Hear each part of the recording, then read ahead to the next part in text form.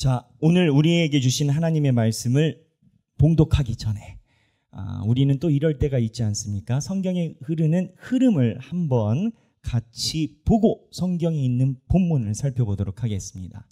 우리가 말씀 훈련을 날마다 진행하고 있습니다. 그래서 하나하나 짚어가며 성경에 있는 세부적인 내용을 유튜브에 있는 우리 말씀 훈련을 통해서 우리 성도들이 같이 지금 나아가고 있어서 너무 감사하고 행복합니다.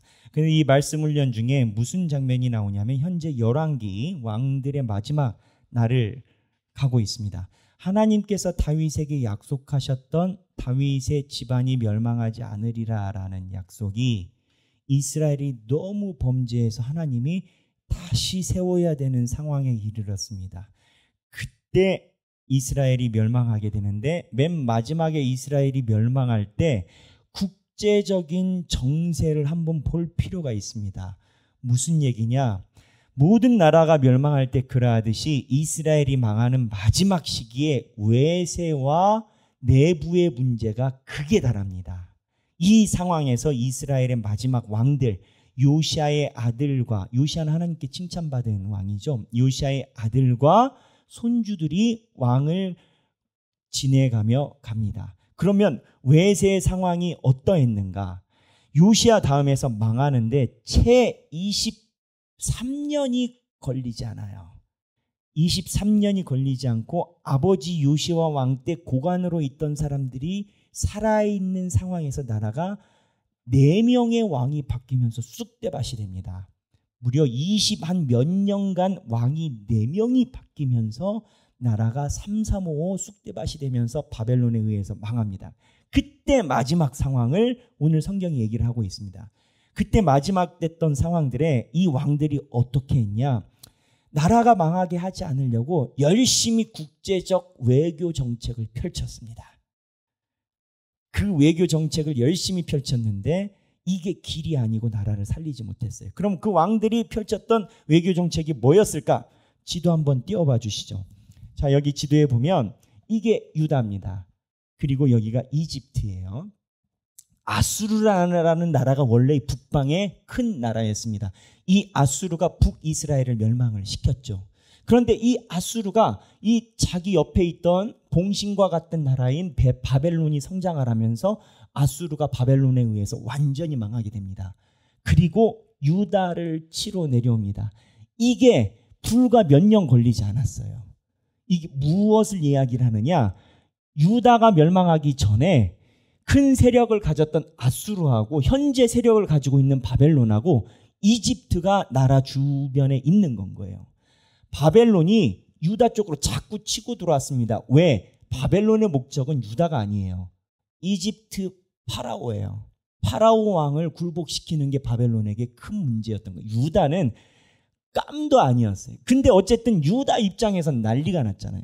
그 난리가 났을 때 유다의 내부에서는 어떠한 현상이 일어나느냐? 자, 우리가 바벨론한테 붙어야 된다. 이러한 세력이 나타나고, 아니다. 야, 옛날에 우리가 출애굽하기 전부터 이집트는 벌써 몇백 년 동안 강국이다. 바벨론이 센 거 같지만 아수르 망하는 거 봐라. 얘네들도 힘이 잃을 거다. 이집트에 붙어야 된다. 당파입니다. 바벨론 당파, 이집트 당파가 있어요. 그리고 제3의 당파가 또 있습니다. 바로 아마레츠라라고 설명하는 그 땅의 나라라고 표현되는 국수주의자들.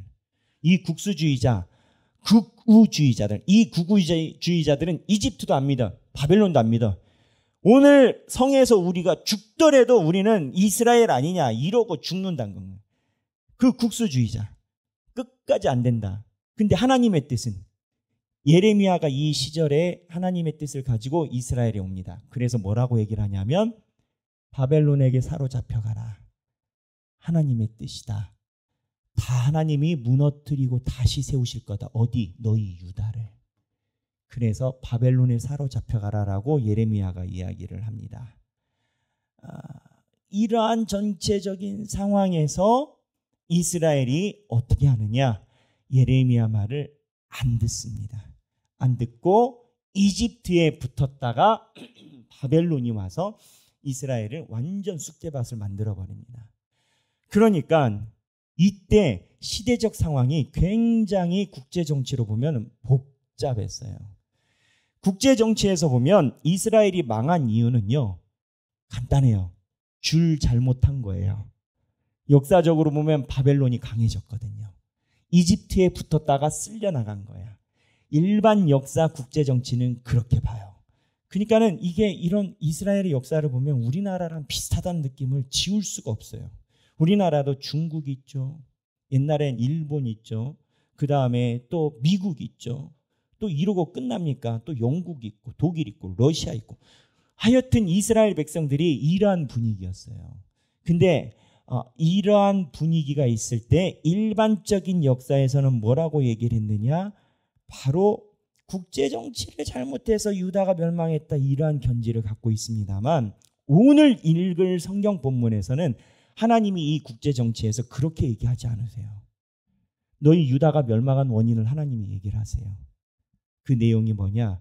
하나님 말씀대로 살지 않아서라는 거예요. 그래서 성경에서 이 유다가 멸망한 원인을 이야기를 하는 게 역사적으로 사실인데, 국제정치에서 일어난 사실에 대한 하나님이 성경에서 이야기를 하는 관점하고 일반 역사가 말하는 관점이 다른 건 거예요. 이 본문을 읽어보도록 하겠습니다. 24장 1절이에요. 열왕기 하 24장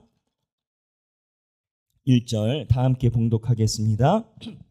여호야김 시대에 바벨론의 왕 느부갓네살이 올라오매 여호야김이 3년간 섬기다가 돌아서 그를 배반하였더니 여호와께서 그의 종 선지자들을 통하여 하신 말씀과 같이 갈대아의 부대와 아람의 부대와 모압의 부대와 암몬 자손의 부대를 여호야김에게 보내 유다를 처음 멸하려 하시니. 자, 여기 보면 갈대아라는 표현은 바벨론을 이야기를 합니다.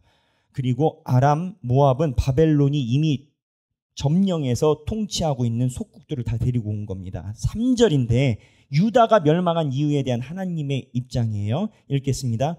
이 일이 유대에 임함은 곧 여호와의 말씀대로 그들을 자기 앞에서 물리치고자 하심이니 이는 므낫세의 지은 모든 죄 때문이며 또 그가 무지한 자의 피를 흘려 그의 피가 예루살렘에 가득하게 하였습니다. 여호와께서 사시기를 즐겨하지 아니하시니라. 멸망한 이유는 라인 잘못해서 멸망했다라고 성경이 얘기를 하지 않아요. 성경에서 이스라엘이 멸망한 이유는 하나님의 말씀대로 살지 않고 의롭지 않게 살았기 때문이라는 거예요. 이게 우리에게 이야기하는 바가 있어요. 국제 정치에서 하나님이 실제적인 주인이라는 건 성경은 이야기를 해요. 그런데 하나님이 엄밀히 얘기를 하면 일반 역사에서는 그렇게 하나님의 능력을 바라보지 못하나, 죄송합니다. 일반 역사에서는 하나님을 그렇게 바라보지 못하나 성경은 그 배경에는 하나님의 진노하심이 있다라고 얘기를 하는 건 거예요. 하나님을 바라보는 것이 국제정치의 실제적인 여부라는 건 거예요. 이게 우리 삶에도 그대로 성경이 이야기를 하고 있는 겁니다. 현대를 살면서 사람들이 살아가는 모양새가 다양해졌어요. 직업의 군도 다양해졌어요. 예전엔 어떤 직업의 군도 생겼어요. 유튜버라는 단어는 20년 전에는 제가 대학에 있을 때는 있지도 않았던 단어예요. 제가 군대에 있을 때 이메일이라는 것이 형성이 돼서 생겼습니다. 제가 군대 갈 때는 죄송합니다. 이제 제가 군대 갈 때는 이 통신이라는 거 천리안이었어요. 그래서 군대를 갔어요. 옹기자기 찬양팀을 제가 섭외를 해가지고 군대에 있을 때 군 위문을 다니게 했어요. 옹기장이 찬양팀이랑 같이 다니다가 헤어졌어요. 서로 연락하자. 그래. 연락하면 군대는 편지였어요. 주고받았어요. 그런데 그 옹기장이 찬양팀이 저한테 뭐 용어를 써서 줘요. 이게 뭐야? 이메일로 하래요. 이메일? 군대에서 저는 이메일을 처음 알았어요. 그럼 이거 하면 어디 가서 붙여야 돼? 했더니 인터넷으로 한다는 거예요. 아, 저는 군대에서 하는. 무슨 얘기냐? 세월이 짧은 기간에도 변화도가 심하고 직업군도 다양해졌어요. 그러다 보니 사람들이 생각하는 생각의 범주도 다양해졌어요. 그러다 보니까 사람들이 잃어버린 게 있어요. 하나님이 실제적으로 우리의 삶 뒤에서 우리의 모든 삶의 주인이다를 잃어버려요. 므낫세의 이 사건, 하나님이 이야기한 므낫세의 범죄를 언급한 이 여호야김 시대의 국제 정세에서 하나님이 뭐라고 얘기를 하냐면, 야, 너희들 눈에는 지금 중국이, 일본이, 미국이 일어나서 너희들의 정세를 좌지우지하는 것 같지? 아니야. 내가 이것들을 다 만지고 있어. 이거를 성경이 얘기를 하는 건 거예요. 이스라엘 백성들이 만약에 하나님께서 주시는 이러한 말씀을 붙잡았다면 어떻게 됐을까요? 여호야김과 시드기야가 마지막 왕인데요. 여호야김하고 시드기야는 요시야의 아들이었습니다. 그래서 이들은 하나님의 길에서 어긋나 있고 국제 정치에 의해서 좌지우지되고 당파에 의해서 좌지우지됐지만 아버지가 가지고 있었던 그 신앙에 대한 감각은 있었던 것 같아요. 왜냐하면 예레미야가 이야기를 할 때 예레미야가 한 음성의 소리를 진지하게 듣습니다. 그리고 시드기야는 다른 당파가 예레미야를 바벨론에 잡혀가라라고 하니까 죽이려고 하니까 예레미야를 보호해 줍니다. 그런데 국제 정치와 삶에 있는 당파에 따라서 시드기야는 자기의 길을 결정합니다. 하나님의 음성이 없어서 안 들은 게 아니에요. 이 현 시대에 있는 사람들이 하나님의 음성을 못 들어서 하나님을 덜 믿고 안 믿는 게 아니에요. 하나님에 대한 음성이 내 마음속에 있지만 안 믿는 거예요. 왜? 주변에 있는 상황과 여건 때문에. 이러한 시대적 상황에서 이 본문이 있는 거예요. 하나님이 이스라엘을 망하게 한 것은 반어적인 하나님의 드러내심이. 하나님이 어떻게 드러내느냐? 야, 너희들이 외세를 의지하지? 그러면 그 외세가 너희들을 구원해 주는지 봐라, 이건 거예요. 너희들이 의지하는 그게 다 무너질 때 그때서 내가 살아있음을 알게 된다라는 거예요. 근데 이게 신기한 게 있어요. 왜 신기하냐면 이 하나님이라는 분의 이스라엘에 대한 접촉이 독립적이에요. 독립적이라고 이야기하는 이유가 있습니다. 이 고대 근동에 있는 나라들은 각자 자기들만의 신이 있어요.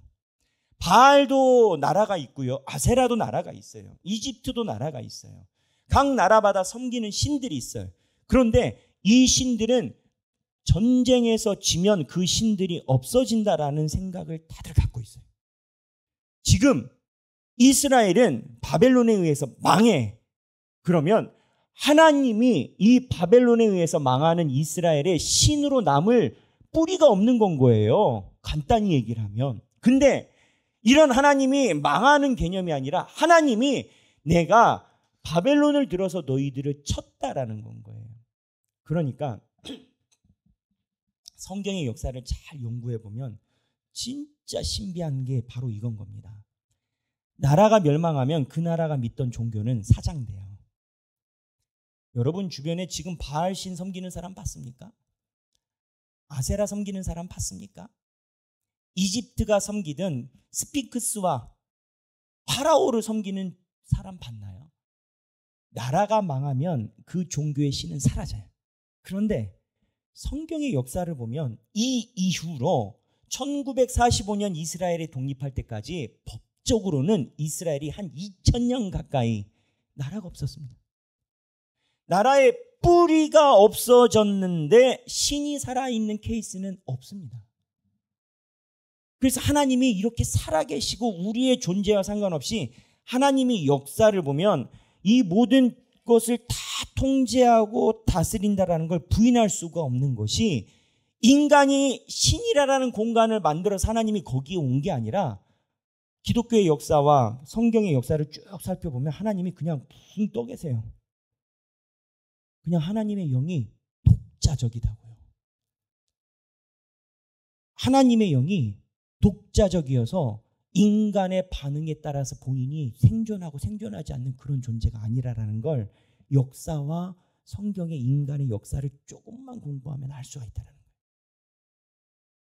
이 하나님이 살아계신 하나님이 예레미야에서 열왕기서에서 이스라엘 백성들을 멸망을 시킵니다. 이스라엘 백성들이 왜 멸망을 당했냐? 하나님의 말씀을 듣지 않아서 멸망을 당하고 다시 하나님이 세우신 겁니다. 우리의 삶의 성패는 하나님의 말씀에 대한 의존도에 따라 달려 있습니다. 우리의 인생의 성패가 내가 인생에 계획한 것이 잘 열어가고 좋은 사람들을 만나서 그들이 길을 내는 것에 성패가 있는 걸로 생각을 하지만 성경이 말하는 바는 국제 정치조차도 하나님이 보는 관점에 의해서 망하겠다라는 거예요. 이거를 믿는 자와 믿지 않는 자가 신앙의 큰 분기점입니다. 여러분들 삶의 길을 내는 것이 전능한 하나님이냐 하나님이지 않느냐에 그 신앙에 두는 것이 신앙의 중요한 분기점입니다. 하나님께서 이러한 신앙을 이스라엘 백성들에게 얘기를 하시고 이스라엘 백성들이 이거를 가지고 살아갔어요. 근데 이스라엘 백성들도 하나님께 이야기할 수밖에 없는 상황이 있습니다. 예수님이 오셨어요. 예수님이 오셔서 사람들이 예수님을 믿고 예수님이 부활 승천할 때 일부는 배반을 했지만 예수님을 따라서 예수님의 신앙생활을 했었던 신앙인들이 있었어요. 초대교회. 예수님이 언제 돌아가셨냐? 올해가 몇 년이죠? 2025년. 그러면 역사적으로 예수님이 별세하고 부활 승천하신 시기를 언제로 보냐면 33회에서 34년도로 봅니다. 기록으로 실제로. 그러니까 예수님이라는 분의 땅에 있었음을 일반 역사도 부인하지 않아요. 예수라는 사람이 있었다고요. 33년, 34년이었다고요. 근데 자 보세요. 예수님이 34년에 올라가셨어요. 올라가시면서 성경에 보면은 너희가 본 그대로 내가 다시 오리라 그랬어요. 근데 예수님이 아마 초대교회 교인들이 예수님이 다시 오리라라고 얘기하셨을 때 어떤 기대를 가지고 있었을까요? 진짜 우리가 죽기 전에 오시리라. 그런데 예수님이 다시 바로 오시지 않으니까 교회 내 문제가 생기기 시작했어요. 이렇게 이야기하기는 어렵지만 대놓고 이 얘기를 전달해준 리더십에다가 도전하기 시작했어요. 니네들 말이 맞아? 너희들이 얘기하는 예수님과 하나님의 교리가 맞아? 그러면서 교회들이 시끄러지기 시작했어요. 교회들이 예수님이 늦게 오심으로 인해서 수없이 많은 자기가 소견에 오른 대로 예수를 이야기를 하는 시끄러진 상황이 있을 때 바울이 이거를 정리하려고 50년경부터 쓴 편지가 우리가 성경으로 갖고 있는 바울 서신 13개예요. 제가 하고 싶은 말의 포인트는 뭐냐? 하나님이 살아계시고 예수님이 오심을 믿고 성도들이 살아가는데 삶이 녹록지 않았다고요. 어려웠다고요. 그러다가 70년이 됐을 때 예루살렘 성전이 완전 망했어요. 로마에 의해서 예루살렘 성전이 망하고 유대인뿐만 아니라 특히 기독교인들은 핍박하기 시작을 했어요. 그리고 기독교인들이 옥에 갇히고 사자굴에 들어가고 산채로 죽임을 당하고 화형을 당하고 네로 황제 같은 경우는 다른 고증에 의하면 요세푸스에 의하면 기독교인들을 자기의 로마 궁에 야간에 봉화로 쓰기 위해서 산채로 처형을 했다라는 기록이 있어요. 기독교인들이 전례를 알 수 없는 핍박을 받는 시기가 70년부터 90년까지 일어났어요. 무슨 얘기냐? 예수 믿으면 잘 돼야 되잖아요. 예수 믿으면 복 받는다면서요. 예수 믿으면 지금 사업이 좀 잘 안 되고 좀 힘들어도 잘 될 걸 기대하잖아요. 근데 이게 안 되는 거예요. 예수 믿는 사람들이 다 죽어나가고 예수 믿는 사람들이 내가 믿는 예수를 자녀들에게 전승을 해야 되는지 고민하게 됩니다. 우리는 하나님 앞에서 신앙생활을 정말 편하게 하는 겁니다. 시대를 잘 만난 거예요. 우리 기독교도 1800년, 1900년 초만 해도요. 예수 믿으면요. 일본에 의해서 강제 침탈받기 전에 마지막 조선왕조 시대 보면은 순교자가 무수히 나왔습니다. 그 지역이 여기 호남 지역 아니겠습니까? 우리 밑으로 내려가면 순교자가 어마어마하게 나왔던 기록이 있지 않습니까? 우리가 바쁘고 힘들어서 예수를 못 믿는다라는 것이 100년 전에는 이해가 안 되는. 여하튼 이렇게 힘든 순간을 초대 기독교인들이 만나게 됐어요. 그때 요한이 기독교인들아, 성도들아, 잘 들어라. 너희들이 지금 눈에 보이는 것이 전부라고 생각하는지 모르지만 하나님은 살아계시고 눈에 보이지 않는 것에 하나님의 주권자다. 그러니 이 땅에 있는 고통을 참고 견뎌라. 어렵지 않다. 주께서 함께 하신다. 이 메시지가 요한계시록이었어요. 이 본문과 열왕기서 본문이 딱 붙는 이유가 있어요. 열왕기서 본문의 성도들이 열왕기서 본문에서 마지막 시드기야 상황에서 이스라엘 백성들이 하나님을 향한 온전한 신앙이 있었다면 비록 우리나라가 이렇게 멸망되고 외세에 의해서 좌지우지가 돼도 이 국제정치를 주장하시는 분은 온전한 하나님이니 우리가 하나님의 뜻에 온전히 서야겠다라고 했다면 멸망되지 않았을 거예요. 마지막 자락에서 이걸로 인해서 생명을 연장시킨 왕이 요시아였어요. 하나님이 멸망시키려는데 요시아가 하나님을 잘 믿으니까 뒤로 미루셨어요. 만약에 요시아의 자녀들이 잘 믿었으면 또 뒤로 밀었을 거예요. 또 뒤로 밀었을 거예요. 근데 전승이 안 된 거예요. 요한계시록 상황도 똑같아요. 주변에 있는 상황이 힘들어요. 어려워요. 예수 믿으면 잡혀가. 그때 요한계시록에 있는 요한이 성도들에게 쓴 편지가 야, 너 힘들지? 사는 게 너무 힘들지. 집에도 바라볼 자가 없지. 그런데 걱정 마. 하나님이 살아계시고 하나님이 너를 끝까지 바라보고 계셔. 그러니 참고 살아가. 이게 요한계시록의 얘기였어요. 그러면 요한계시록에서 하나님이 이 얘기를 하실 때 우리에게 어떠한 키를 주셨을까요? 하나님이 그냥 무지막지하게 우리 보고 그냥 살아가라라고 얘기를 하셨을까요? 성경은 그렇게 얘기를 하지 않아요. 하나님은 이 요한계시록에서 우리가 살아갈 수 있는 힘의 동력으로 새하늘과 새 땅을 주시면서 우리가 이 어려운 상황 속에서 살아갈 수 있는 키를 주십니다. 성경 보겠습니다. 요한계시록인데요. 요한계시록 21장입니다. 21장 5절인데요. 21장 5절 다 함께 봉독해 보도록 하겠습니다. 읽겠습니다. 보좌에 앉으신 이가 이르시되 보라 내가 만물을 새롭게 하노라 하시고 또 이르시되 이 말은 신실하고 참되니 기록하라 하시고 또 내게 말씀하시되 이루었도다. 나는 알파와 오메가요 처음과 마지막이라. 내가 생명수 샘물을 목마른 자에게 값없이 주리니 이기는 자는 이것들을 상속으로 받으리라. 나는 그의 하나님이 되고 그는 내 아들이 되리라. 여기 보면 요한계시록 21장은 이단에서 많이 종말론처럼 악용하는 본문 중에 하나입니다. 하나님께서 새하늘과 새 땅을 줄 때 너희들이 거기에 준비돼서 들어가야 된다는 거예요. 그런데 요한계시록에서 말하는 이 새하늘과 새 땅은 그런 의미만 가지고 있는 게 아니에요. 요한계시록에서 얘기를 한 새하늘과 새 땅은 지금이에요. 지금 어떻게 되냐면 하나님께서 이 땅에 힘들게 살아가고 있는 성도들에게 그들이 이 땅을 어떻게 살아가는지 힘을 주시느냐를 보여주시는 거예요. 뭐냐? 예수 그리스도를 믿는 자는 이 땅의 눈으로 바라보지 않고 하나님의 눈으로 이 땅을 살아가게 된다는 거예요. 그래서 하나님이 그렇게 시각이 바뀐 사람을 뭐라고 정의를 하시냐면 새 피조물이라고 얘기를 하세요.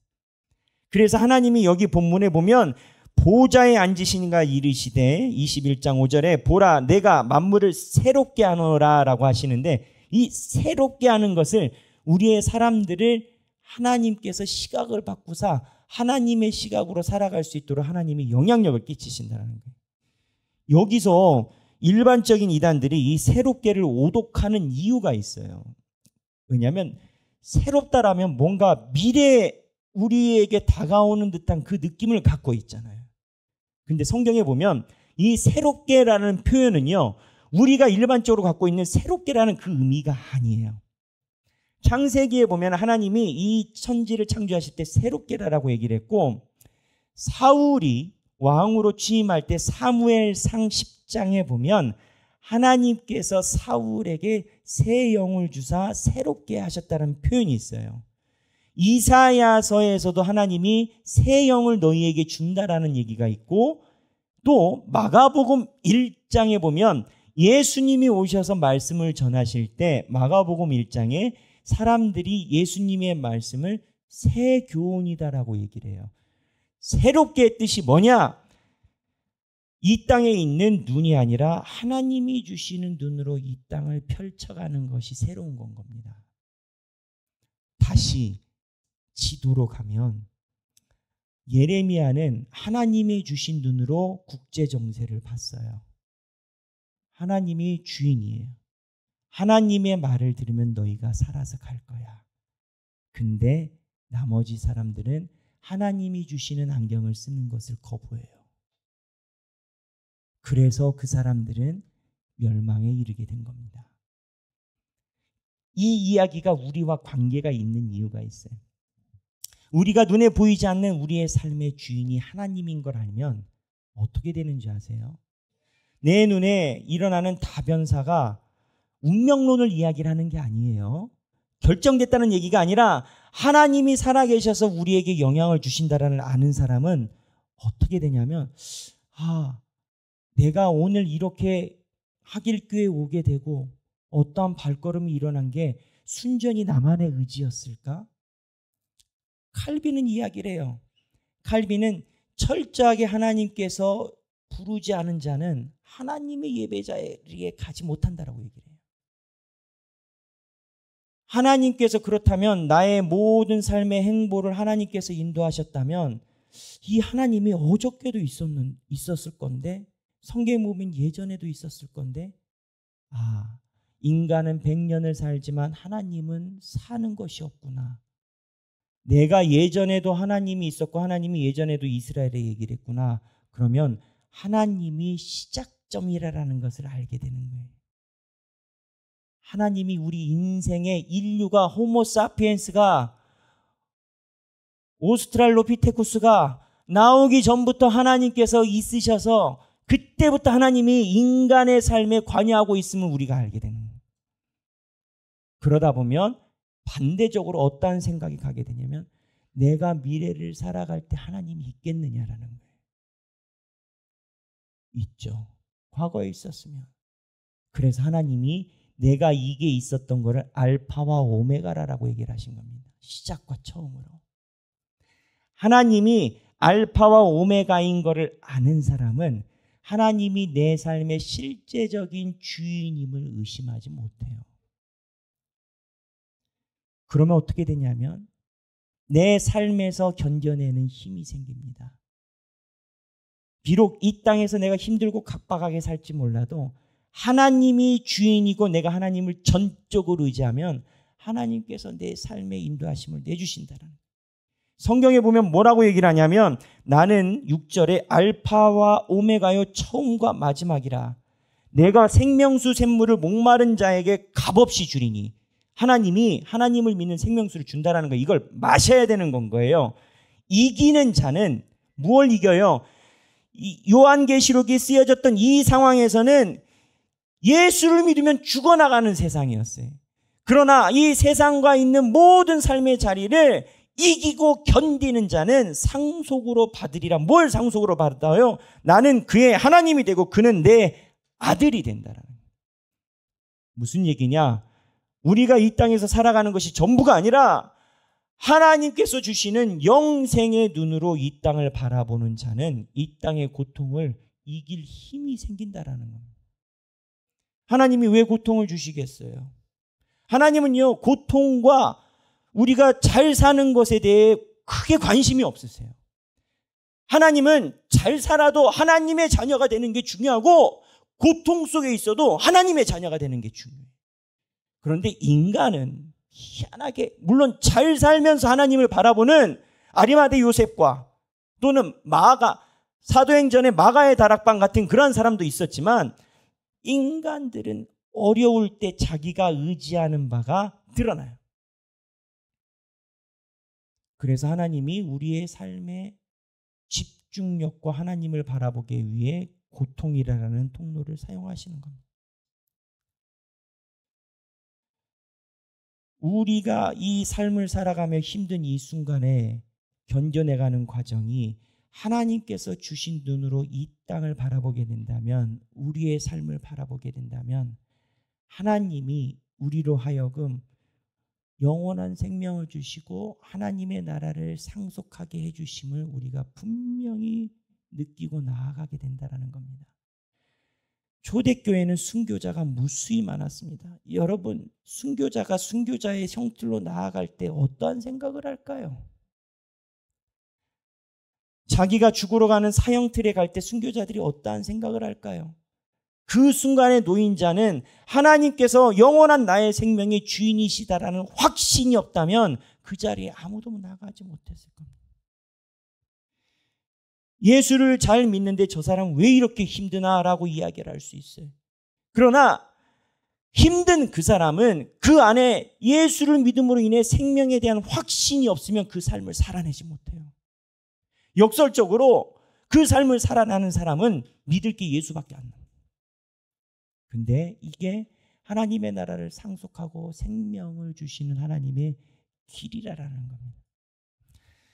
열왕기서 마지막에 국제정치를 우리가 봐요. 하나님은 얘기를 해요. 국제정치 잘못해서 망한 게 아니라 너희들이 나를 의지하지 않아서 망했다라고 얘기를 하세요. 우리가 사는 삶에 많은 다변사가 있어요. 제가 엊그제 인터넷을 보니 천억 장자가 나와서 하는 소리가 그 얘기를 하더라고요. 어떻게 부자가 되냐? 좋은 사람을 옆에 둬야 된다라는 건 거예요. 그 사람들이 다 끌어준다라는 거예요. 아니에요. 어떻게 사느냐? 하나님 옆에 붙어 있어야 사는 거예요. 사랑하는 우리 하길교회 성도 여러분, 하나님께서 이기는 자에게 이것들을 상속으로 주고 하나님의 말씀에 접붙임된 자는 고린도후서 5장 17절의 말씀에 따라서 여러분들이 이미 새로운 피조물로 살아가는 능력을 갖게 됩니다. 하나님이 여러분들을 방치하지 않으세요. 새 것이라는 것은 지금 이 순간에 말씀에 귀를 기울이고 하나님의 음성에 귀 기울인 여러분들의 존재를 하나님이 날마다 새로운 피조물로, 누구든지 그리스도 안에 새로운 피조물로 이전 것은 지나갔으니 새롭게 된 그 힘을 주시는 거고, 새 예루살렘은 하나님의 음성에 귀 기울이게 되는 오늘 그 순간 하나님께서 여러분들을 새로운 피조물로 만들어주고 계시는 현재의 일이라는 겁니다. 견딜 수 있다는 겁니다. 우리가 이렇게 될 때 하나님을 진정으로 우리의 삶의 주인이요 왕으로 섬기게 될 줄로 믿습니다. 그것만이 영원한 생명이고, 지혜가 있는 자는 다 헤아려 보세요. 인류의 역사에 유아 독존으로 살아남아 있는 존재가 누군가? 하나님밖에 없습니다. 그 하나님이 여러분들의 유일한 보증자, 증보자가 되심을 믿고 따라가시는 저와 여러분이 되기를 바랍니다. 함께 찬양하기를 원합니다. 예수 우리 왕이여라는 찬양입니다. 주께와 엎드려라는 찬양입니다. 하나님께서 우리의 전능자가 되심을 알게 되면 하나님 앞에 엎드려서 찬양을 드리지 않을 수가 없습니다. 내가 삶이 어렵고 내 삶의 어려운 공간을 지나갈 때 내가 가지고 있는 시간과 다른 사람들이 가지고 있는 시간이 다릅니다. 여러분, 이 말의 의미를 아십니까? 내가 가지고 있는 시간과 다른 사람이 가지고 있는 시간이 다릅니다. 근데 내가 가지고 있는 시간 속에, 어두움 속에서는 하나님의 옷자락을 붙잡고 하나님께 엎드린 자만이 내가 가지고 있는 시간이 하나님의 시간으로 바뀝니다. 하나님의 시간으로 바뀌어야 내 삶의 구원이 확실하게 믿어집니다. 그 자리에 하나님께 예배드리는 저와 여러분이 되기를 바랍니다.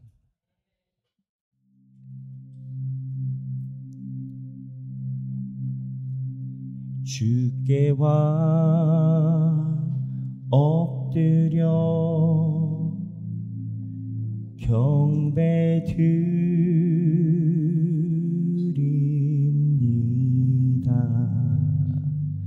주 계신 곳엔 기쁨 가득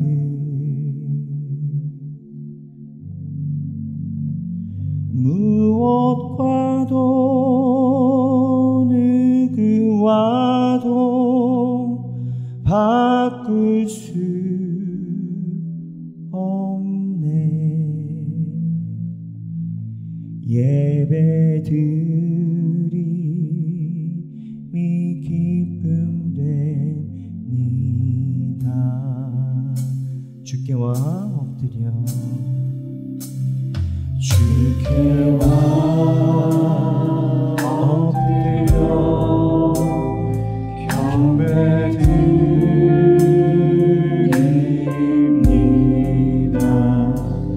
주 계신 곳엔 기쁨 가득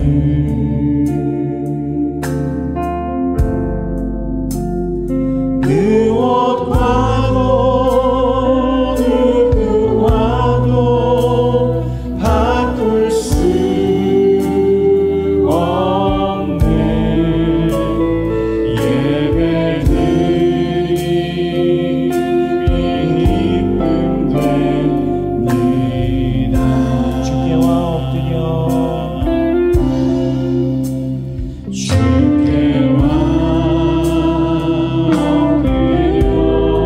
주께와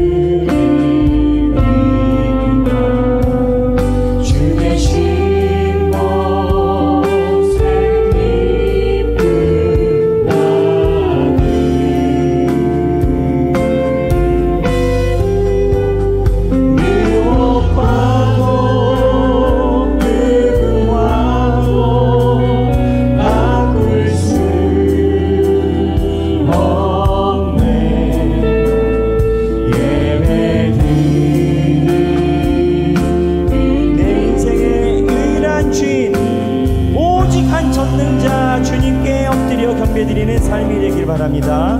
주께와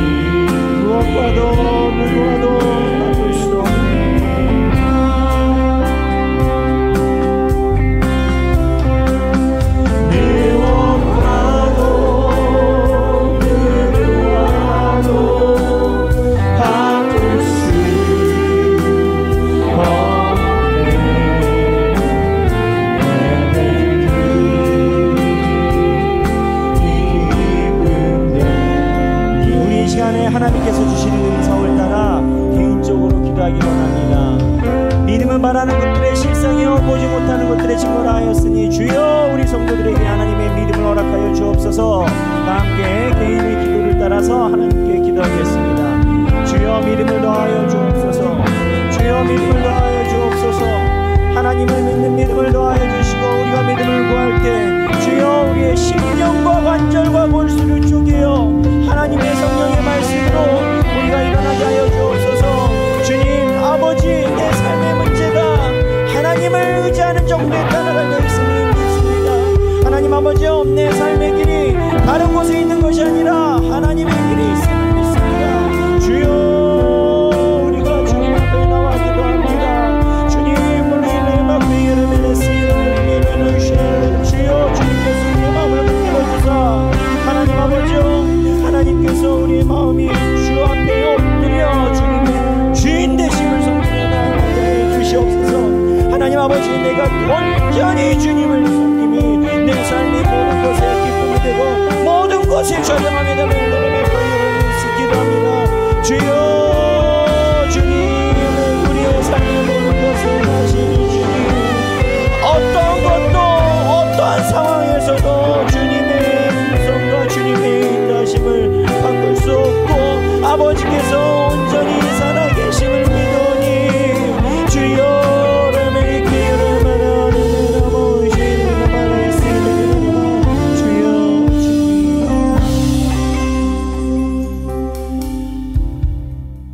하나님 아버지, 우리가 믿음으로 선언합니다. 내 삶의 성패는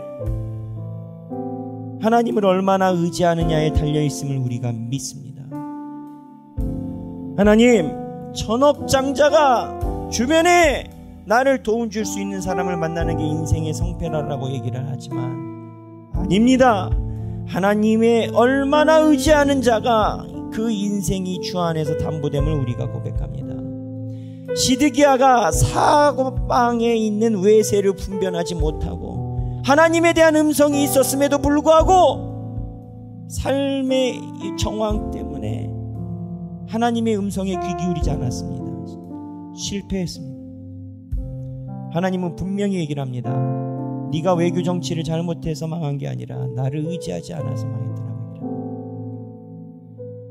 하나님, 초대교회 교인들이 핍박당하고 나라가 망하고 형장의 이슬로 사라져갈 때 그들의 마음속에서는 하나님이 영원한 생명을 주시고 나를 주님의 자녀로 삼아주신다는 그 믿음이 그 인생을 이끌었습니다. 아버지, 우리는 시간을 거스리지 못합니다. 젊은 것 같으나 언제 기력이 쇠할 때가 오고 기력이 쇠할 때가 있는 것 같으나 주 앞에 불려갈 때가 또 옵니다. 하나님, 내 인생의 성패가 하나님께서 보실 때 어디에서 나겠습니까?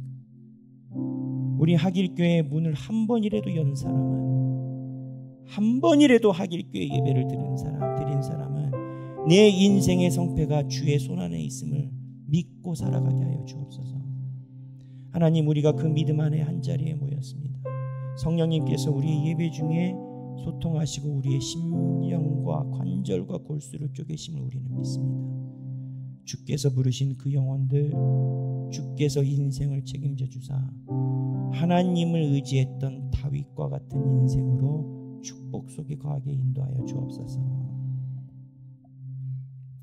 이제는 우리 주 예수 그리스도의 은혜와 하나님 아버지의 극진하신 사랑과 성령님의 감동감화 교통하심이 하나님을 의지함이 인생의 승패를 좌우한다라는 좌우명으로 살아가기 원하는 사랑하는 모든 주님의 백성들 머리 위에 지금으로부터 영원토록 함께 계시길 성부와 성자와 성령의 이름으로 간절히 축원하옵나이다.